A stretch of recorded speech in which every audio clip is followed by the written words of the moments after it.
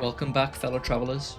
We've just left the Nintendo Museum, which was amazing. You can check out in the previous video. We're currently in Uji, which is just outside of Kyoto.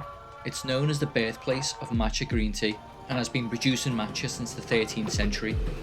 It's also home to Byodo-in, one of Japan's most famous temples. It's only a short walk from the museum, so we're going to head there now. But if you're coming from Kyoto, this is how you'd get here. From Kyoto Station, you'd get the D line towards Nara and get off at Uji. It takes about half an hour.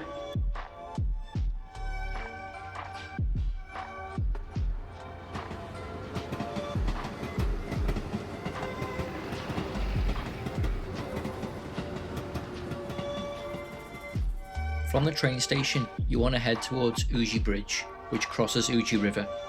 There's a statue near the bridge of Murasako Shibuku. She's best known as the author of The Tale of Genji, which is widely considered to be one of the world's first novels, written in the early 11th century.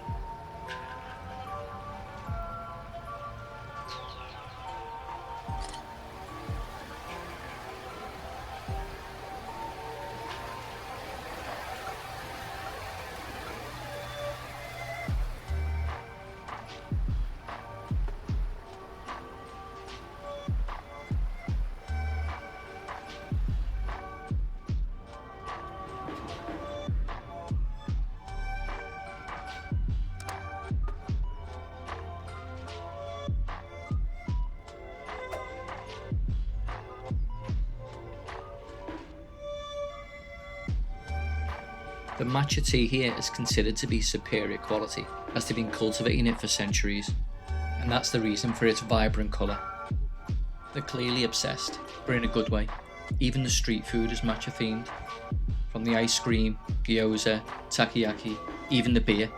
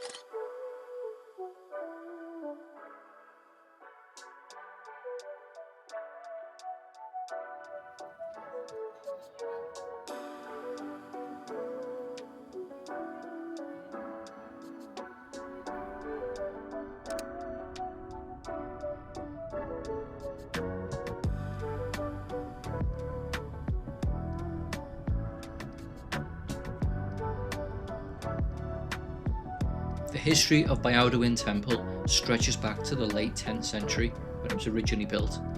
It was a huge temple complex, but unfortunately due to fire, only the Phoenix Hall remains. But it's still very impressive, and it's a UNESCO World Heritage Site. The reason why it's probably the most famous Japanese temple is because since the 50s it's been on the back of the 10 yen coin. And if you've ever been to Hawaii and think this temple looks familiar, then you're right. There's a smaller scale replica that was built in the Valley of the Temples Memorial Park.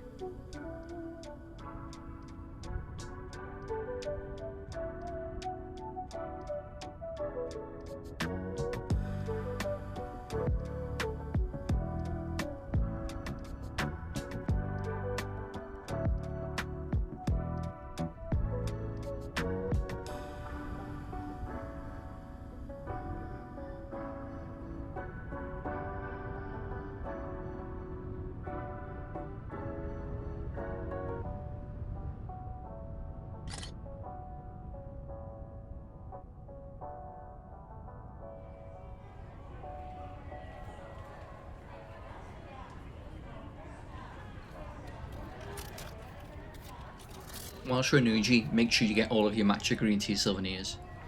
I got incense sticks,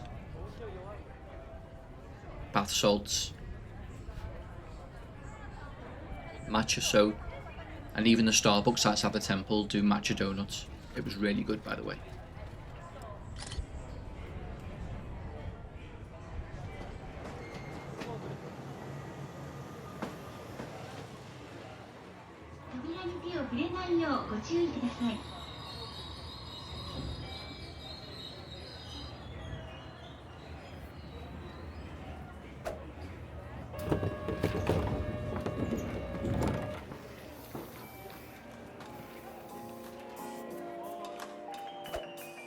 We're staying overnight in Kyoto because tomorrow we're going to be exploring around the Philosopher's Path and some of the amazing temples and shrines around there.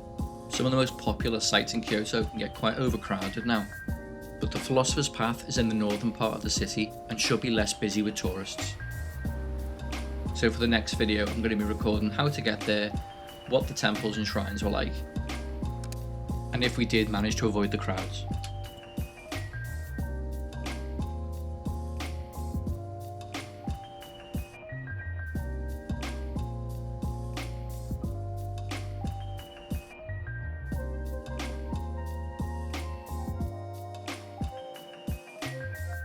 If you enjoyed this video, I'd really appreciate it if you click the like button and let me know down in the comments below what you thought of Uji. Also, you can click that bell icon and you can get notified for when the next Japan video is out.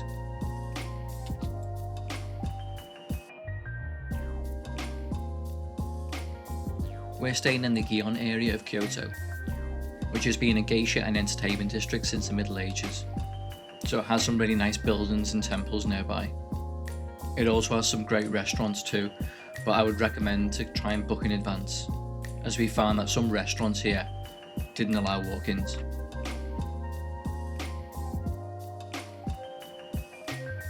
Anyway, I've just noticed the bathroom has a plunge bath, so I'm going to make the most of these green tea bath salts.